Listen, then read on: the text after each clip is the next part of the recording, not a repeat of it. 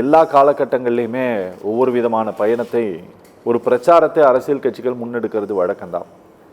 ஆனால் இந்த முறை உறுப்பினர் சேர்க்கையையும் முன்வைத்திருக்கிறார்கள்.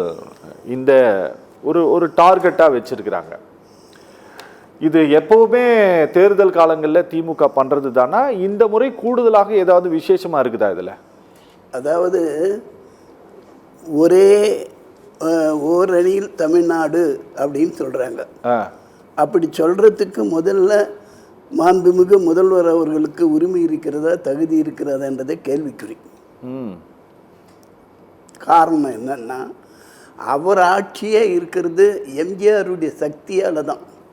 அவருடைய ஆட்சி எம்ஜிஆரோட சக்தியால் தான் இருக்குதா? இப்போ அவர் நடத்துகிற ஆட்சியை எம்ஜிஆருடைய சக்தியால் இருக்கிறார். ஓகே. இந்த அமைச்சரவையில் பாருங்க, முத்துச்சாமி யார், ரகுபதி யார், KKSR ராமச்சந்திரன் யார், செந்தில் பாலாஜி யார், ஏவா வேலு யார், சேகர் பாபு யார், ராஜகண்ணப்பன் யார், அனிதா ராதாகிருஷ்ணன் யார், இவங்கெல்லாம் அமைச்சரவையில் இருக்காங்க. இவங்களெல்லாம் எம்ஜிஆரால் தயாரிக்கப்பட்டவர்கள், உருவாக்கப்பட்டவர்கள். சேகர் பாபுமா? சேகர் பாபு தான். ஓகே. அவர் வழியே வந்தது தான். அப்புறம் நீங்கள் அது அதிமுக திமுக ஆகையினால இது அவரே இன்னொரு சக்தியில் இருக்கிறார். அவர் இயங்குறதே இன்னொரு சக்தியில் தானே தவிர அவருக்கு தனித்தன்மை அவருக்கே இல்லை. அது அவருக்கு தெரியும். அது தெரியாதில்லை, வெளியே பேசுறது வேற ஆயிரம். கலைஞர் இருந்தால் தனித்தன்மையோடு இருந்தாருன்றதை ஒத்துக்கணும். அப்போ எம்ஜிஆர் சக்தி அப்போ அவருக்கு இருந்துச்சு. அதுவெல்லாம் அவர் ஒன்றும் அவர் ஆட்ட அசைக்க எவராலும் முடியல. எம்ஜிஆர் வெளியே வந்த பிற்பாடு கருணாநிதி பட்ட பாடு பகவானுக்கே தெரியும். எவ்வளோ அவதிப்பட்டார், என்னென்ன இருந்தார். அந்த எதையும் வேறு யாருக்குமே இருக்க முடியாது. அந்தளவுக்கு அவங்க தாங்கி இருந்தார். இவர் இப்போ சொல்கிறது இதெல்லாம் தேர்தலுடைய ஸ்டண்ட்டு தானே தவிர அடுத்து எப்படி ஜெயிக்கலாம், அதுக்கு எப்படி என்னென்ன சொல்லலாம் அப்படிங்கிறது தானே தவிர இதில் உண்மை இல்லை. ஆகையினால ஓரணியில் தமிழ்நாடு அப்படின்னு சொல்கிறது வெத்து வேஷம், வெறும் காட்டுக்கூச்சலை தவிர அதில் எந்த விதமான பேசிக் இதுவும் கிடையாது. ஐயா, நிறைய உரிமைகளை பறிப்பதற்கு மத்திய அரசாங்கம் முயற்சிக்கிறது. அதனால் இந்த மொழியை காப்பதற்கும் இந்த மண்ணை காப்பதற்கும் அவர்கள் நிறைய விஷயங்களை சொல்கிறாங்க. இதுக்கெல்லாம் நாம் ஒன்றா இருந்தால் மட்டும்தான் இதையெல்லாம் அப்படியே நம்ம காப்பாற்ற முடியும். அதுக்காக தான் திமுக பாடுபடுகிறது.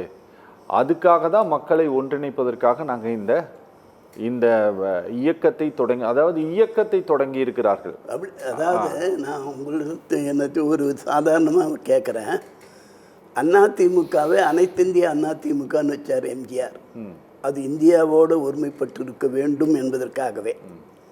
அன்னை தெரசா மகளிர் கல்லூரின்னு உருவாக்கினார். உருவாக்கினவர் எம்ஜிஆர் இந்து. அது யார் பெயரால்? ஒரு தெரசா பெயரால். அது ஒரு கிறிஸ்து. அதை திறந்து வைப்பதற்கு சிறப்பு அழைப்பு வந்தவர் யார்? அப்துல்லா. நீங்கள் இந்திய ஒருமைப்பாடு ஒரு பல்கலைக்கழகத்தை உருவாக்கும் பொழுதே பண்ணவர் எம்ஜிஆர். நீங்கள் என்ன சொன்னீங்க? இருந்தால் முதல்வர், கீழே இறங்கினா பிரதமர். சொன்னீங்களா இல்லையா? இந்தியாவிற்கு ஆபத்து தரை வழியாகவும் வரலாம், கடல் வழியாகவும் வரலாம் அப்படின்னு சொன்னீங்களா இல்லையா? இப்படி சொல்லிவிட்டு அப்துல்லாவையும் ஷேக் முஜிபுர் ரஹ்மானையும் நீங்கள் சொல்லலையா, ஒப்பிட்டு சொல்லலையா? அப்போ இந்தியாவோடு ஒற்றுமையாக இருக்க விரும்புகிறீங்களா, தனியாக போக விரும்புகிறீங்களா? அரசியல் ஒவ்வொரு காலகட்டத்தில் ஒவ்வொரு மாதிரி மாறுகிறது இல்லை, ஆட்சியாளர்களை பொறுத்து. இல்லைங்க, இன்னைக்கு திமுக வைக்கக்கூடிய இந்த சார்ஜை இந்தியாவில் இருக்கக்கூடிய எல்லா எதிர்கட்சிகளும் வைக்கிறாங்க. நீங்கள் இவர்கள் மொழியை திணிக்கிறார்கள் அப்படின்னு சொல்லிட்டு இங்கே எதிர்க்கும் போது மூன்றாவது மொழியை கற்றுக்கொள்வதற்கு உங்களுக்கு என்ன பிரச்சனை அப்படின்ட்டு கேட்ட இதே பாரதிய ஜனதா கட்சி மகாராஷ்டிராவில் கம்முன்னு இருக்கிறாங்களே, மாநில அரசு ஒரு முடிவு எடுக்குது, நாங்கள் கற்றுக் கொடுக்க மாட்டோம், ஹிந்தி கிடையாதுன்னு சொல்லும்போது அங்கே இதை சொல்ல மாட்டேங்கிறாங்க, இங்கெல்லாம் சொல்லிட்டு இருக்கிறாங்க. இல்லைங்க, மெஜாரிட்டி நண்பர்கள் அகில இந்தியாவை ஒத்துக்கொண்டவர்கள். சிலர் ஆங்காங்க எந்த மாநிலத்தின் பைத்திய உபகாரம் பின்னாடி கூட 10 பேர் இருக்கத்தான் செய்வான். அதை நீங்கள் பெரிய இதுவாக எடுத்துக்கவே முடியாது. மொழி பிரச்சனையில் மொழியாலே ஒரு நாடு பிடிப்பட்டது, ஆட்சிக்கு வந்தோம்னா அது திமுக செஞ்ச வேலை தான், அண்ணா செஞ்ச வேலை தான். மொழி பிரச்சனையை வச்சியே அதை யாரும் மறுக்க முடியாது, மறைக்க முடியாது, சரித்திரம். ஆனால் எந்த மொழியும் நம்ம ஏற்கிறதா இல்லையான்றது ஒரு கேள்விக்குறி. தாளமுத்து நடராசனோ இல்லை சின்னசாமியோ அவங்கெல்லாம் ஒரு காலேஜ் ஹிந்தி காலேஜ் நடத்திக்கின்னு இந்தியை எதிர்த்தாங்களா? டாஸ்மாக் கடையை எதிர்த்த மகாத்மா காந்தியுடைய காலத்துலாம் இருந்ததெல்லாம் அவங்க டாஸ்மாக் இது நடத்தினாங்களா? நீங்கள் நான் ஒரு தொழில் பண்ணிக்கினே விபச்சார விடுதி வச்சுக்கினே எனக்கு பேர் கண்ணகி நலாயினி சீதா பிராட்டின்னு பேர் வச்சுக்கினா ஆகிப்போச்சா? இருக்கலாமா? தயவுசெய்து மனம் புண்படி பேசவே கூடாதுன்னு நினைக்கிறோம். நான் நடைமுறையை சொல்லி ஆகணும். குற்றம் செய்துட்டு அது தவிர்க்கிறதுக்கு எது வேணாலும் பேசுறதுன்னா என்ன நியாயம்? என்ன குற்றம்? இல்லைங்க, நீங்கள் இப்போ மதுவிலக்கு இருக்குது இல்லைங்களா? எங்கே இருக்குது மதுவிலக்கு? தமிழ்நாட்டில் என்ன இருக்குது? எங்கே இருக்குது மதுவிலக்கு? எங்கே இருக்குது? இல்லை, மது இருக்குதா இல்லையா? இருக்குது. யார் அது நடத்துகிறா? உற்பத்தி எங்கே? விற்பனை எங்கே? அதில் வருவோம் எங்கே போகுது? அது சொல்லுங்கள். நீங்கள் தமிழ்நாடு தனித்தன்மை கொண்டதுன்றீங்க. எதில் தனித்தன்மை இருக்குது?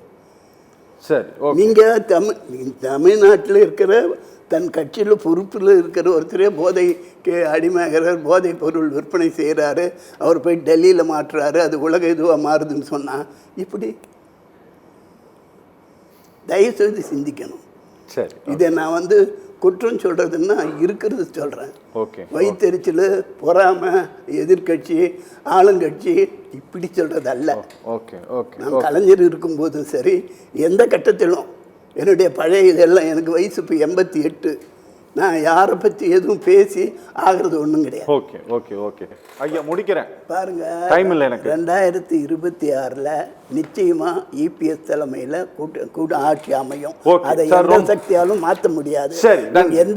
நீங்கள் ரெண்டா உடைக்கிறதுல கல்யாண சுந்தரம் எப்படி வந்தார்? கம்யூனிஸ்ட் ரெண்டா உடைச்சது யாரு? ஓகே. வீரமணி திருவாரூர் தங்கராசன் தீக்க உடைச்சது யாரு? அதெல்லாம் எண்ணி பார்க்கணும். தன்வினை தன்னை சுடும். அது எந்த நேரத்தில் எப்படி வரும்ன்றத திமுகவும் புரிஞ்சுக்கும், மற்ற கட்சிகளும் புரிஞ்சுக்கும்.